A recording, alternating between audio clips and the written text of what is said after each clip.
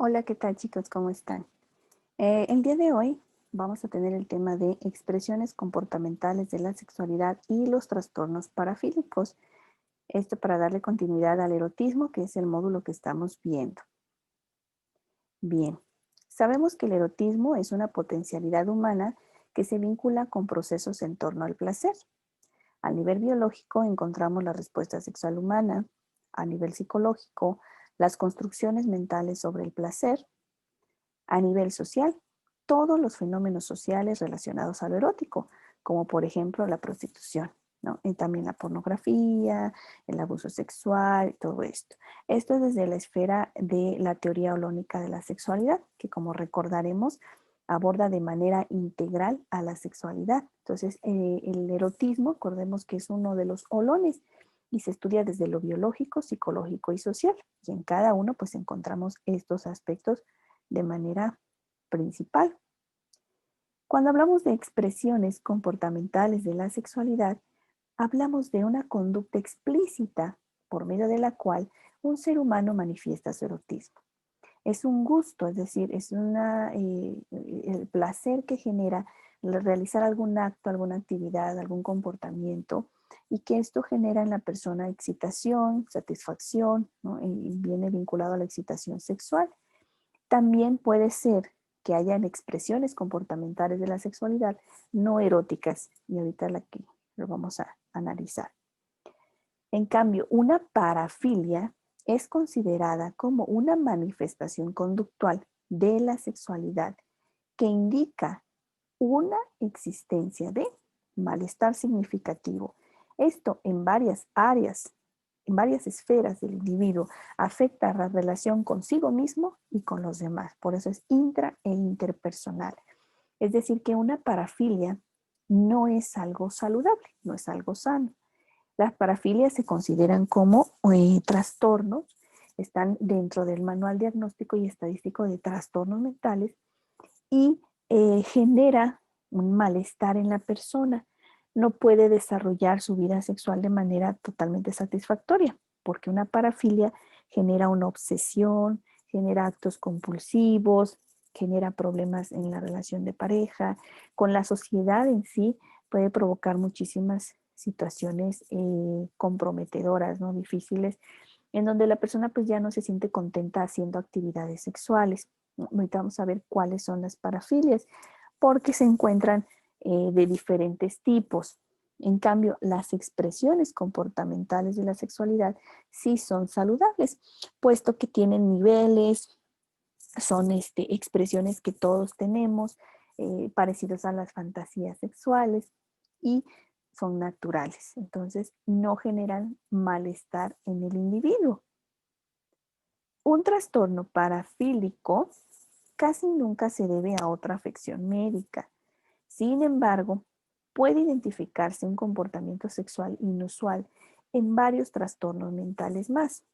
Por ejemplo, podemos encontrar que una persona, además de tener un trastorno parafílico, también puede presentar esquizofrenia, que es un tipo de psicosis, donde la persona alucina, tiene delirios, trastorno bipolar, uno principalmente porque aquí hay episodios maníacos, donde la gente o la persona sufre crisis como de una elevación de energía muy intensa, entonces se convierte como en algo muy impulsivo.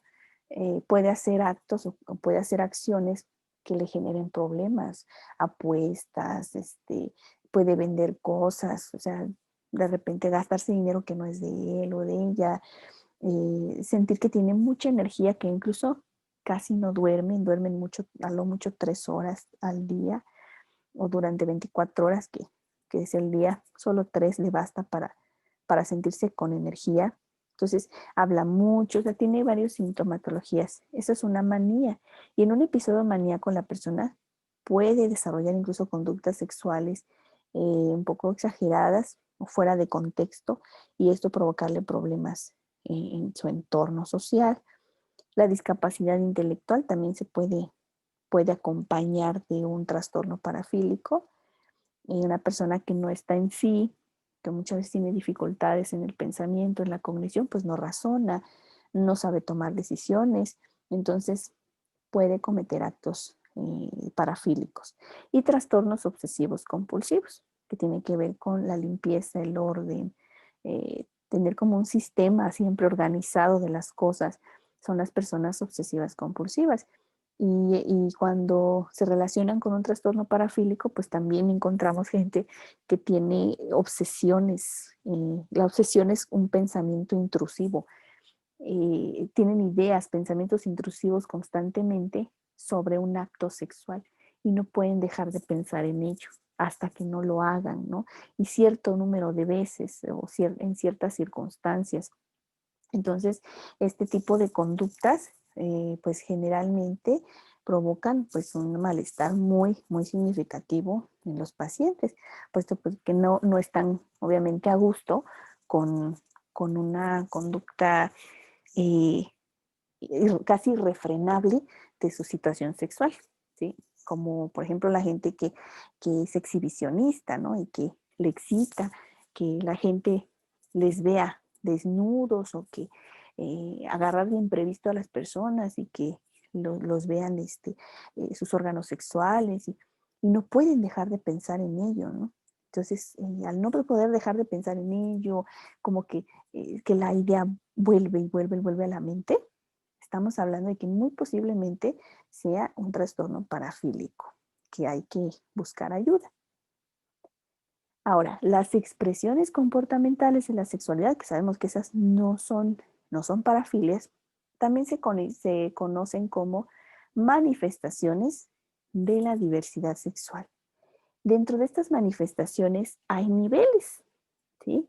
Vamos a poner el ejemplo del exhibicionismo, así como se los dije, que puede ser también un comportamiento sexual no parafílico, ¿sí? Si es expresión comportamental de la sexualidad, no vamos a tomarlo como una patología psicológica, sino como algo natural que todos tenemos. Recuerden, expresiones comportamentales de la sexualidad sanas, son sanas. Parafilias son insanas. ¿Sí? Es una línea muy delgada, pero prácticamente la obsesión está entre ellas. Cuando yo no me obsesiono, cuando lo vivo de una manera tranquila, consensuada, bien platicada con la persona con la que lo voy a hacer, o si lo voy a hacer solo, sola, bien consciente, bien, o sea, no me obsesiona, está dentro de lo normal, es una manifestación de la diversidad sexual. Pero cuando ya condiciona mi vida, me provoca problemas en el trabajo, con mi familia, conmigo mismo, no me deja descansar, estoy pensando en eso todo el tiempo, entonces hablamos de una parafilia. Dentro de estas expresiones normales de la sexualidad, del comportamiento sexual, hay niveles. ¿Sí? Son estos niveles. Bien, les pongo el ejemplo del exhibicionismo. Digamos, no aceptada. Cuando hablamos del cero, aquí el cero significa que a mí no me agrada que me vean, no necesariamente desnudo o desnuda, sino no me agrada en sí que la gente me ve, de nada, ¿no? Incluso no, siento que nunca he estado en contacto con eso.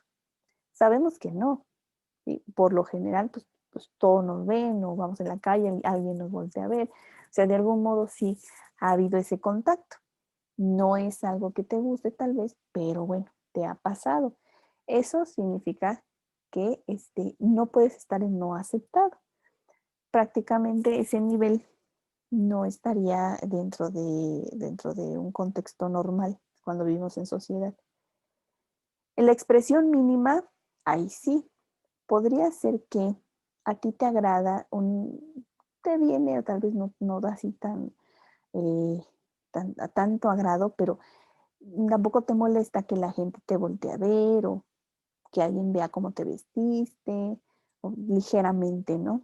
Que te observe, ¿no? Oye, ¿qué te pusiste? Oye, mírate, qué bonito tu pantalón, qué bonito tu blusa, qué bonito tu maquillaje, tu cabello, ¿sí? Y bueno, puede ser que me agrade un poquito, que me digan, qué bonito se te ve, yo gracias. Esa es una expresión mínima de exhibicionismo, ¿sí? Es decir, no es algo que me excite ni algo que me prenda, pero lo considero como algo, como un halago, ¿no? Algo agradable. Expresión acentuada es un nivel donde la persona le agrada muchísimo ser vista, pero no desnuda o desnudo, sino de manera cotidiana. Pues la gente, por ejemplo, que es muy vanidosa, que siempre se está viendo al espejo, que le gusta mucho la exhibición. Eh, También aquí entrarían las personas que se dedican a esa exhibición, como modelos. El modelaje es un exhibicionismo, es una diversidad sexual, pero no está llevada al erotismo forzosamente, ¿sí? El no aceptada, la expresión mínima y la expresión acentuada, le van a poner ahí una nota, por ahí en su libreta, le ponen expresiones no eróticas, solo esas primeras tres, no eróticas, es un bloque no erótico. ¿Por qué no es erótico? Porque no genera precisamente un placer, sino que es una acción que es agradable, la hago realidad, o sea, sí me gusta hacerlo, pero no me provoca excitación o una emoción frenética. Entonces, expresión acentuada es que me gusta la exhibición, exhibirme, incluso hasta mostrar partes de mi cuerpo, pero no en el contexto erótico, sino que es más como a la moda, por ejemplo, ponerme chozos, minifaldas, no me gusta cómo se ven mis piernas, o el caso del varón que ande sin playera y le guste andar sin playera, es una manera de ser exhibicionista desde una expresión acentuada. Ahora, las siguientes que ven ahí se le llama bloque erótico. Ahí le pueden poner. Desde expresión erótico sexual a nivel fantasía hasta expresión erótico sexual exclusivo es el bloque erótico. Es decir, aquí sí la finalidad es llegar a la excitación, incluso llegar al orgasmo. Cuando hablamos de erótico sexual a nivel fantasía, quiere decir que tal vez nunca lo he hecho, nunca se ha intentado, ¿no? Por ejemplo, el desnudarse o el hacer algún acto exhibicionista frente a otras personas, ¿no? Incluso frente a tu pareja, a lo mejor no, pero está en tu fantasía sexual. A lo mejor hacerle un baile erótico a tu pareja, desnudarte y que te vea, ¿no? Desnudo. Es una fantasía. Tal vez no lo has hecho, pero ya al pensarlo y al tener la idea, se vuelve una expresión erótico-sexual a nivel fantasía. Cuando ya lo has hecho al menos una vez, se llama expresión erótico-sexual mínima. O sea, mi expresión sexual es esta y lo hice una ocasión en mi vida y me agradó. ¿Sí? Una vez que lo hiciera, un exhibicionismo, así rápido, y les gustó, les agradó. Cuando es expresión erótico sexual preferente es que ya van más de una vez, 2, 3, 4, hasta 5 veces. Igual no siempre lo hago, pero es algo que me agrada hacer, entonces se vuelve preferente, ¿sí? Cuando hablo de expresión erótico sexual predominante es que la mayoría de las veces lo hago, o sea, 8 de cada 10, como dirían 8 de cada 10 gatos, 8 de cada 10 personas eh, prefieren este tipo de práctica, les gusta. Entonces se desnudan o hacen actos exhibicionistas con sus parejas y es algo que les provoca excitación, más no lo hacen de manera así violentando derechos de nadie más. Y la última expresión erótico-sexual exclusiva es que solo así llegan al orgasmo. Hay gente que dice, bueno, es que o sea, le gustan otras cosas y así, pero a lo mejor su favorito siempre es el exhibicionismo. Entonces, si no hay exhibicionismo, pues no se concentran o les cuesta trabajo llegar a un orgasmo. Aquí hay que tener cuidado porque pues habría una línea muy delgada entre expresión erótico sexual exclusiva y una parafilia. Si a esta persona se le sale de control, podría caer en una parafilia cuando se obsesiona con mostrar sus órganos sexuales, exhibirlos o agarrar en descuido a alguien y agarrarlo por sorpresa y mostrar tu cuerpo. Eso ya sería una parafilia, ¿no? Entonces hay que tener mucho cuidado para poder mantenernos en una manifestación sexual diversa y no llegar a una parafilia. Freud, un psicoanalista que es muy conocido en el área de psicología, menciona que todo comportamiento es erótico, o sea, todo lo que nosotros hacemos tiene una sugerencia erótica. O sea, cuando nosotros actuamos frente a sociedad, frente a otras personas, hay siempre un contenido erótico, según este teórico, pero como tenemos mecanismos de defensa que protegen nuestra mente, entonces eh, eh, esto hace que el individuo pues los oculte o los reprima y aparentemente no los tenga o no los desee. No se puede decir que todo está permitido, dado que hay una regla de 3 puntos que se conoce como regla de oro de la sexualidad. Sí, que ya se los había comentado, me parece. Es si yo me siento bien, si mi pareja está de acuerdo y se siente bien, si no hay daño a otro, otra o a uno mismo. Cuando se respetan estos 3 elementos, hablamos de que es una expresión comportamental de la sexualidad, es una expresión sexual sana, saludable, y no estoy violentando derechos de nadie, ¿sí? Ni siquiera mis propios derechos. Yo hago estos actos, pero con toda la conciencia, con toda la responsabilidad y procuro pues no herir, ¿verdad?, a otras personas, ni a mí mismo, ni a mí misma. ¿Sí? Busco la manera de poder llevar mi sexualidad de una manera saludable, siempre en pro de los derechos de otros, de otras y de mis propios derechos. ¿Sí? Entonces, no todo está permitido, sabemos, no todo está permitido en la sexualidad. Cuando hablamos de una sexualidad sana, tenemos que hacernos responsables de esas decisiones que tomamos en nuestra vida sexual para no perjudicar a ninguna otra persona. Bien, veremos entonces cuáles son las parafilias, que estos sí son trastornos y están tipificados, les digo, dentro de un manual diagnóstico de trastornos mentales. Las parafilias, aunque no lo crean, les juro que es de lo más común que hay. Hay muchas personas con parafilias y desafortunadamente pues no hay una atención integral para ellas, ya que por el contexto en el que vivimos, donde hay represión sexual, donde hay mitos y tabúes, mucha gente no recibe ayuda a tiempo para trabajar pues estas situaciones mentales y les genera pues muchas preocupaciones, angustias, incluso tenemos a gente que comete delitos o crímenes eh, a costa de estas manifestaciones parafílicas que son psiquiátricas, ¿no? Prácticamente necesitan medicamento para poderse trabajar. Entonces, aquí encontramos, de hecho, la mayoría de los feminicidas o las personas que han matado mujeres y las violan es porque dentro de ellos hay una parafilia. Si se analizan varios casos de, por ejemplo, asesinos seriales que matan mujeres, hay parafilias dentro de su historia clínica psicológica. Hay obsesiones en torno a un contenido sexual, entonces recurren a la violencia para poder satisfacer su deseo sexual irrefrenable. Entonces, por eso es que se vuelve un problema social grave. El exhibicionismo es la primera que encontramos dentro de las parafilias. Como les dije, bueno, aquí tenemos hasta una periodicidad, es decir, un tiempo en el que se dan los síntomas. Todos los trastornos parafílicos tienen que presentarse por al menos 6 meses, ¿sí? De los síntomas, 6 meses continuos en donde haya pues, características propias de cada parafilia. En el caso del exhibicionismo tiene que haber excitación sexual intensa, recurrente, es decir, frecuente, que se deriva, que surge de la exposición de los genitales o los órganos sexuales a una persona desprevenida.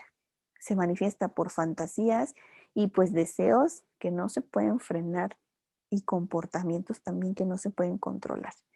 Entonces la persona constantemente está con la idea de mostrar su cuerpo, sus órganos sexuales, a personas que están, o sea, puede que estén distraídas, que no estén al tanto, ¿no? Y de repente, pues tener ese impulso de querer mostrar los órganos sexuales. Y hay gente que lo hace en la calle o que se masturba enfrente de alguien para que los vean.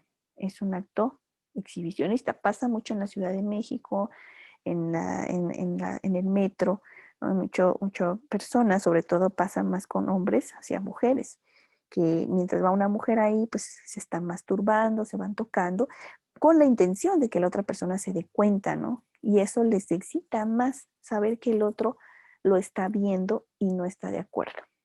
Entonces es una persona parafílica con trastorno exhibicionista. El individuo ha cumplido estos deseos sexuales con una persona que no ha dado su consentimiento, o los deseos irrefrenables o fantasías sexuales causan un malestar clínicamente significativo o deterioro en lo social, laboral y en otras áreas importantes del funcionamiento. Esto se va a aplicar en todos los trastornos parafílicos. Siempre hay malestar significativo. Por más que vea a la persona que aparentemente está tranquila, no, en realidad no quiere tener ya esos pensamientos, no le dejan en paz y la persona simplemente no deja de idear cómo va a hacerle para cumplir su fantasía. Por eso es que es algo realmente grave, porque la persona pues no se puede contener, ¿no? Estamos hablando de un problema muy, muy complicado a nivel sexual y psicológico. Otra parafilia es el froterismo.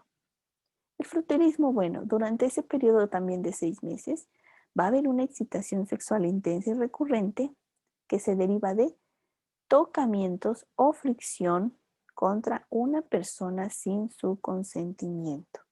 Uh-huh. Entonces, esto lo encontramos también en muchos lugares. Desafortunadamente, pues quienes más padecemos, digamos, de esta situación somos las mujeres. Pero en la cultura, por la situación machista, etcétera, pues las que más han manifestado esta queja de personas con froterismo, pues son las mujeres, ¿no? Pero también hay hombres, claro, que también han sido víctimas de froterismo por parte de otros hombres o mujeres. Entonces, es el acto de que la persona necesita frotar sus órganos sexuales o sus senos, en caso de una mujer con froterismo, su cuerpo, restregarlo cerca de otra persona sin su consentimiento. ¿Eh? Esto sucede mucho en lugares conglomerados. Por lo general ocurre en las banquetas, en el transporte público, cuando están todos atestados, o sea, cuando está lleno. Por ejemplo, el vagón de un metro en la Ciudad de México es común, súper común, que pues al no haber espacio, los froteristas aprovechen para frotarse contra otra persona que esté cerca de ellos y pues uno incluso no se puede dar cuenta. A veces pues o te agarras bien porque vas parado, vas parada, o estás pendiente de quién te está, de quién te estás restregando algo, ¿no? Quién te está frotando algo. En realidad no te das cuenta y puede pasar desapercibido. Y la persona pues puede, o sea, realmente puede hacerlo sin que la otra se dé cuenta. Y eso incluso les puede excitar más. El froterista frota sus genitales contra sus caderas o nalgas. Puede acariciar senos o genitales, o sea, y lo puede hacer así como que, fue un accidente, ¿no? Igual cuando la gente se da cuenta, ellos se justifican, ¿no? De que, es que no había dónde poner mi mano, perdón, ¿no? Y así. Pero puede ser una persona froterista. El proceso es muy eficiente. En los trenes subterráneos, incluso la eyaculación puede darse entre una estación a otra, ¿no? Por ejemplo, ahí tienen la imagen, ¿no? Todo el mundo quiere entrar al tren y cuando entran es un caos, ¿no? Todo el mundo se pelea por un lugarcito y en ese ratito ya, ¿no? Te están abrazando, ya te están arrimando, ya te están frotando.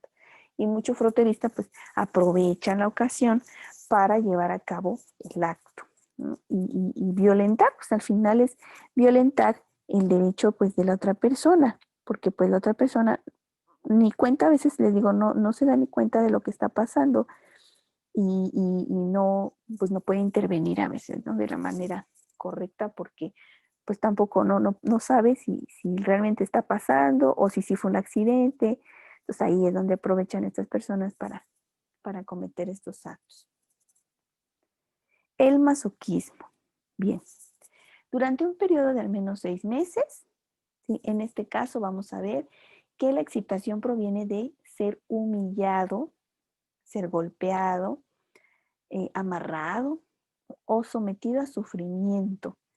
Esto se manifiesta por fantasías y deseos irrefrenables o comportamientos irrefrenables. El masoquismo es muy común. Mucha gente recurre a estos actos por plena satisfacción sexual, perdón, donde les atrae mucho la idea de ser sometidos. Hay gente que les gusta ser pisados, que les pisen los dedos, que les pongan algo doloroso en su cuerpo, que los castiguen. Incluso hay gente que hasta sangre, ¿no? O sea, quieren que saquen sangre o les mutilen un miembro del cuerpo, un dedo, y les excita la idea de ser agredidos, violentados de esa manera. Es una parafilia porque se vuelve una obsesión, recordemos, ¿sí? Puede ser una expresión comportamental de la sexualidad, ¿ok?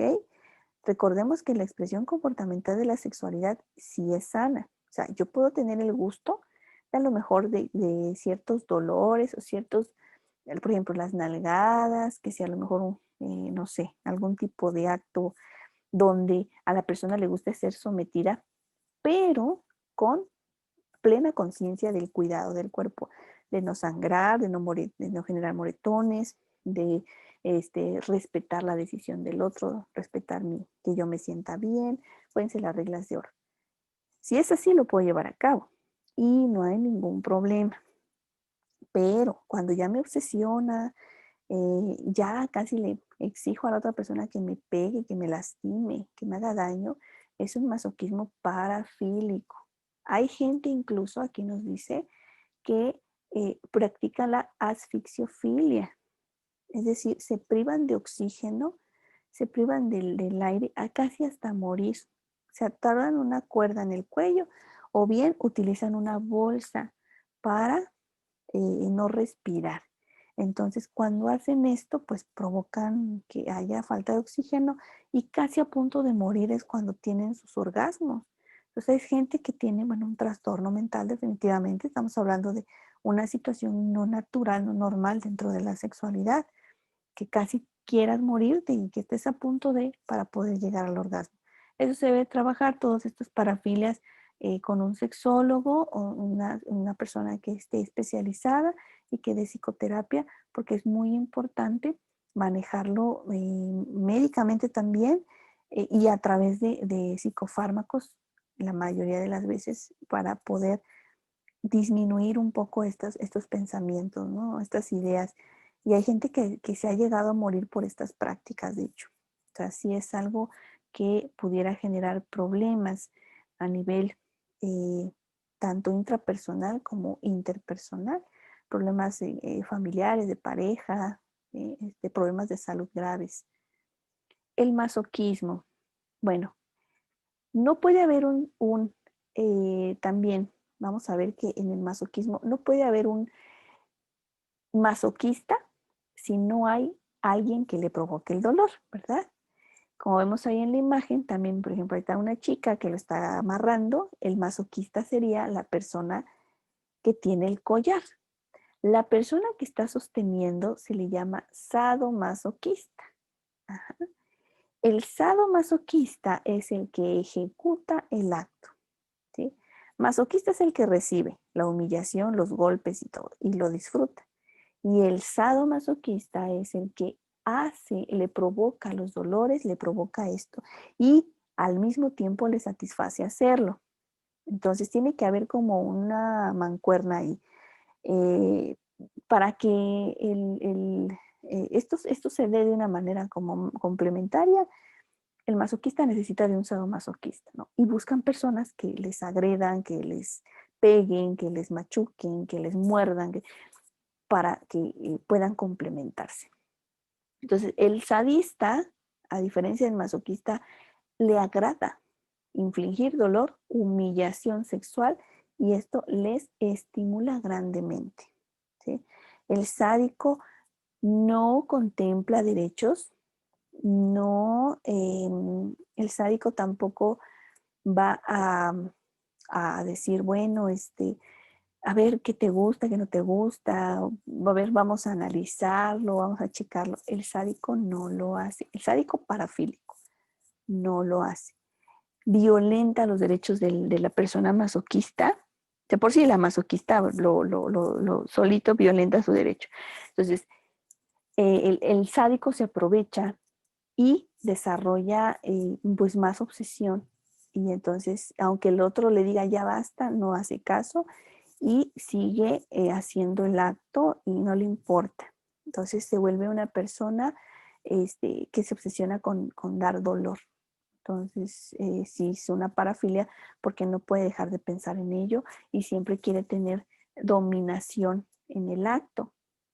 Las técnicas físicas que usa un sadomasoquista consiste en amarrar a otra persona, vendarle los ojos, golpearle las nalgas u otra cosa, la cara, incluso les pegan cachetadas y así, pero fuerte, cortar, humillar, incluso algunos defecan o hacen del baño encima de la otra persona, pipí o popó, y forzan a la otra persona a que sea sumiso, por ejemplo, que haga como un animal, que se arrastre, lo patean, así. Entonces el sadomasoquista, el sádico, desarrolla esa parafilia de tener una obsesión por lastimar a la otra persona. Entonces, si la otra persona es masoquista, pues prácticamente ya tenemos ahí un doble problema porque entre los dos se van a complementar y se pueden hacer muchísimo, muchísimo daño. Entonces, no es algo natural tener la parafilia de sadismo cuando, les digo, es una situación donde violento al otro y le agredo de una manera muy, muy profunda, ¿no? De llegarlo hasta hospitalizar.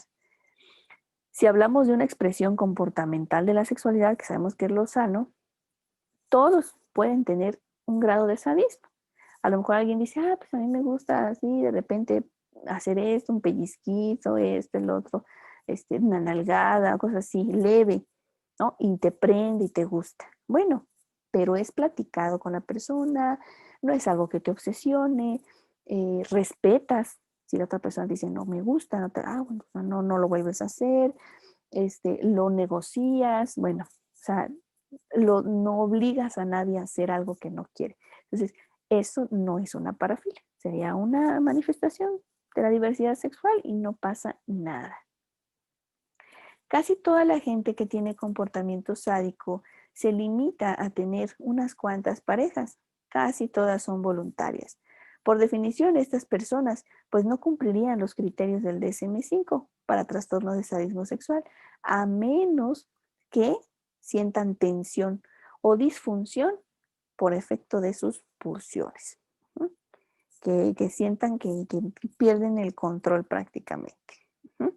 Cuando sienten que pierden el control, entonces sí hablaríamos de una parafilia y que ya le está generando problemas pues en su trabajo, con su familia, en su entorno.